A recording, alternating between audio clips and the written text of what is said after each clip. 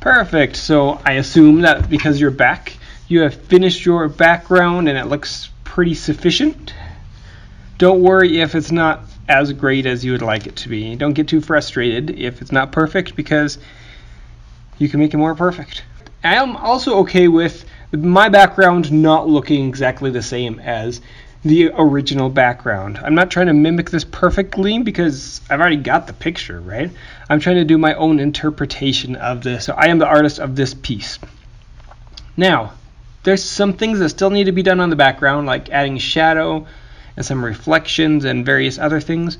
We're going to leave it like this for now, and we're going to go back to the other items in here. And we are going to start to add some different colors and some shading to them. So let's pop back to our pear. And I'm going to create a layer above that pear. And then I'm going to do just like you did with the sphere. I'm going to hold down my Alt button, go between those layers, and click to create a layer clipping mask.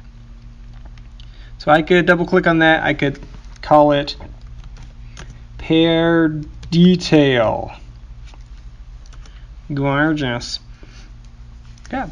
So I'm going to now try to shade my pear and make it look more realistic. For now, I'm going to just use my regular brush. I'll go here and go all the way back up to my general brushes, choose that soft round brush. And you'll probably notice that all of those additional settings are still up there, and we don't need all of those at this point. We want our shading on the object to be more smooth, not that interesting brush stuff. So I'm going to go over here, and instead of the mixer brush tool, I'm going to go back to my regular brush tool. I get my regular settings up here. And I can go from there. I'm going to turn my opacity down quite a bit. I'm going to make my brush, I got to go back to this general brush. It took me off of that. I'm going to make it not totally soft because it starts to get too foggy and mushy looking if you do that. And we're going to grab a color from the pear over here, a darker section of the pear. I'm going to grab just that area so you can kind of see how that section is broken out. It follows a pretty firm outline, and you can outline that shape, right? You can go in here and just sort of start to follow that and just fill that all up. And because you have a clipping mask now, you don't have to worry about going outside of the lines. It will only color inside of the pear. And I'm just going to color everything in with that in-betweenish shadow.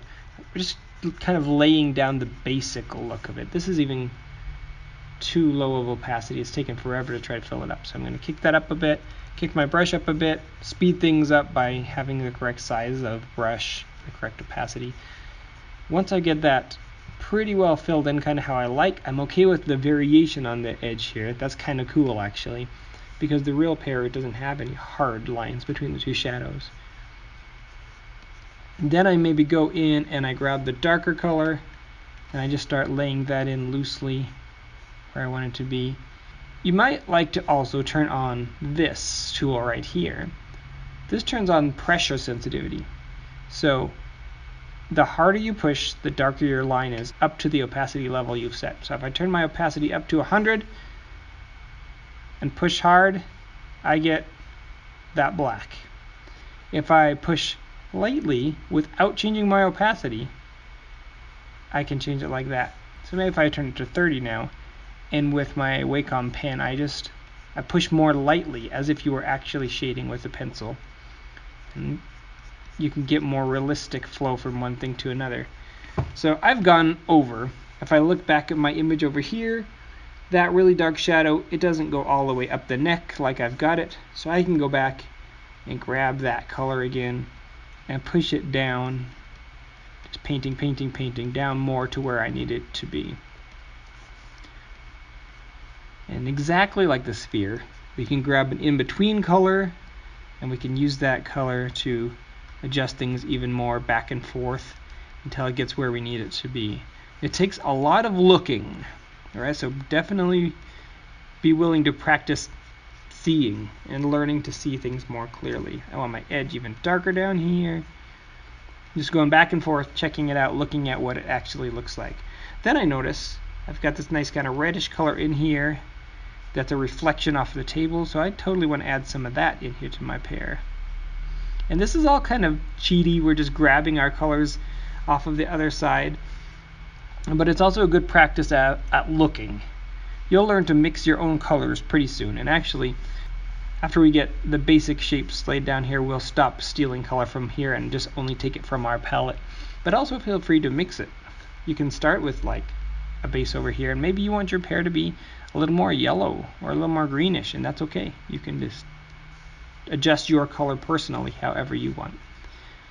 Then, since we laid down a middle color to start with, we also want to grab our highlight color, lay some of that in, paying close attention to where the pear goes.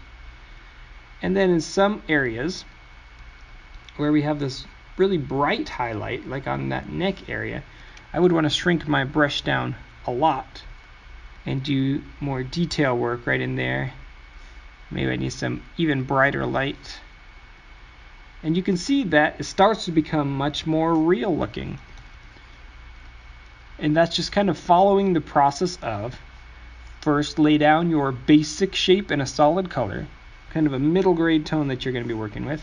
Then go in and add your shadows, and then go in and add your highlights. And by just kind of following that pattern, you could draw pretty much anything. So some of you are drawing other things besides this. And you'll notice that also here, when I have my brush too small and I try to shade, I'm getting these kind of sharper lines that make it hard to deal with. So using a big brush often is a really good idea. You can just work it back and forth and back and forth. What about all this texture on here? There are some variations going on this pear that could be kind of hard to capture. Right now the pear is totally smooth, and if I turn off my sketch, it looks pretty good, but it also looks pretty odd, right? Around the edges it seems very sharp, and it's just super smooth and shiny. So if I want to add some of that texture on there to add more realism to it, I might add another layer. So I'm going to go over, click here. I'm going to also make this a clipping mask so that both of these will only show detail where we've got that mask. And with this one, I'm going to do something special. I'm going to do what is called a blend mode. Actually, all your layers so far have a blend mode, but that blend mode just happens to be normal. Right there. So you're just painting normally, like a color on top of a color. For this layer, we want to turn it to multiply. So multiply takes the color you put on it, and it darkens it a certain amount. So if I go in here and add white and paint white over the top of it, you're not going to see anything because white is 100% light. There's nothing to darken. There's nothing in there that pushes it towards dark. If I were to go to black, maybe I'll turn my opacity up so we can see it clearly. If I paint on it with black, it's going to be totally black.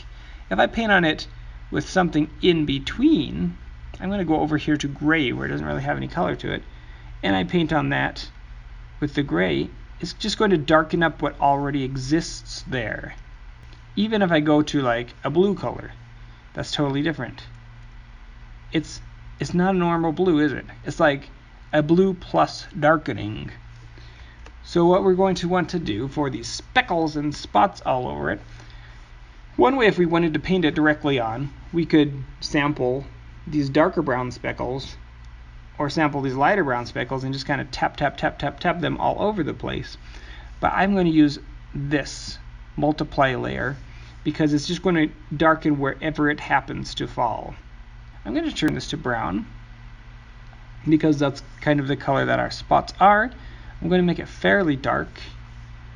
I'm going to turn down our opacity, and I'm going to turn on the pressure sensitivity for opacity. We'll zoom in, and now I'm going to try to make some speckles on there. If we go down to our dry media brushes, what do we do here? Ooh, this is a good looking one, this chunky charcoal. There we go.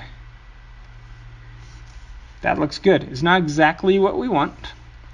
For one thing, when you choose a new brush, it goes back to whatever settings you use that brush on last. So I'm going to take that opacity down again.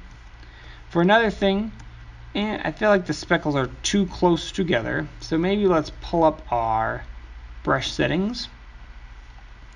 And we're going to adjust things. Like, for example, we can go to the scattering and make it more random. You can see that example down in the bottom. When we turn scattering clear down, it sticks together. When you turn scattering up, it gets much more spread out and random. We can turn down the count so we don't get as many spots. And the count jitter would adjust as you move along. It adjusts how much the count automatically goes up and down on its own. So maybe we'll give a little bit of that. So some places can be thicker than others. And let's see what it's looking like so far. Not too bad. Not too bad. Tap on there just gently. Get our spots and dots in there. As we go down in this area, once our shadow is darker than our spots themselves, that's when we have to go over here and choose a darker version of the color, so that we can actually see our spots showing up in there. And the great thing about doing this on its own darken layer is that if we see that our shading is weird, we can go back here. We can go back to our previous brush and we can adjust it underneath those speckles, and we don't ruin our speckles. We don't have to redo those at all. You'll notice as I pulled down the brush, you have access to your last used section up here. So that was the soft I just used, and this was the one I used previously. And as soon as you use them on the canvas, then they go into your first place of the things you just used last. So just for funs, go to this layer right here that you have on multiply, turn it back to normal. Ooh, and it looks really odd for one thing, because remember when I painted white all over it? Normal will show you the white that I painted on it. But if we go back to multiply, you won't see that anymore. Let's compare. Let's compare. Here's this pair over here. And it looks like it also has a lot of green speckles on there as well, right? So we can go in here and we can make our color much more green, and we can make it much less dark, and we can go in and add some green speckles on there. So our speckles are kind of tinted towards green now. And what we can also do is take this same color that we've already got going on there, so we're not making such dramatic speckles, and we can speckle with that color. Then we also do have this deal going on where it definitely looks like, it looks kind of odd, right? It looks like we speckled paint all over our pear. It doesn't really look totally natural. So once we've got all the detail on there that we want to have, as far as our multiply layer, I think we need to blur this a bit. Those speckles are too harsh. And so if I go up here and I do filter, I will go to blur, I will go to Gaussian blur, and I'm going to make sure the preview is checked so I can see what I'm getting. You can see that they blur up quite a bit. And it looks a lot more like the real pear this way, doesn't it? You can adjust how much it blurs, but too much is just going to like make the whole thing shiny again. So let's just do a tiny bit of blur. For mine, it looks like about 1.9 is working just fine.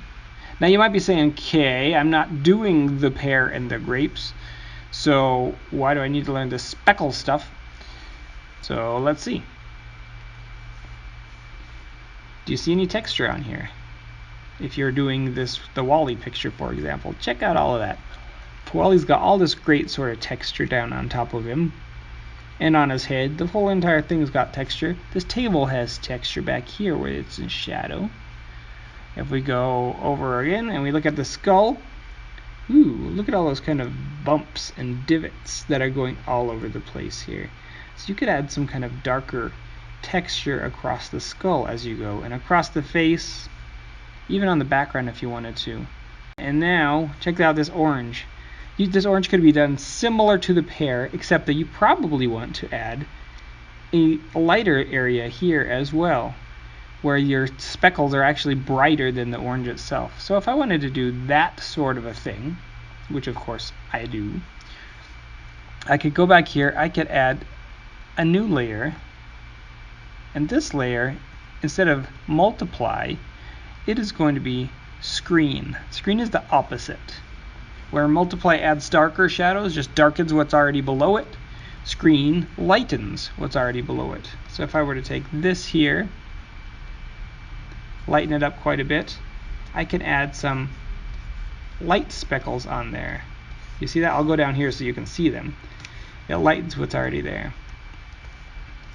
And you can use that on your orange. You may want to search for a different brush, see what you've got going on as far as that goes.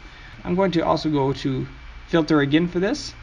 My Gaussian blur, the last filter I just used, is right up here. I can click on that. It blurs that lighter area.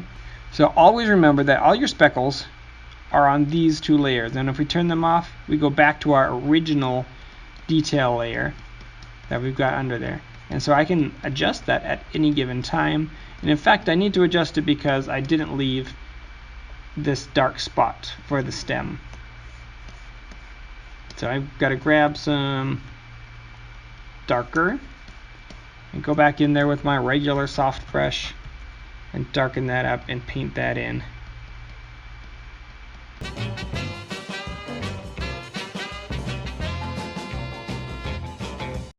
I would like that stem to be a lot sharper, but we will go back and adjust things. So don't worry about getting each piece perfect at the moment. My stem is totally different from that.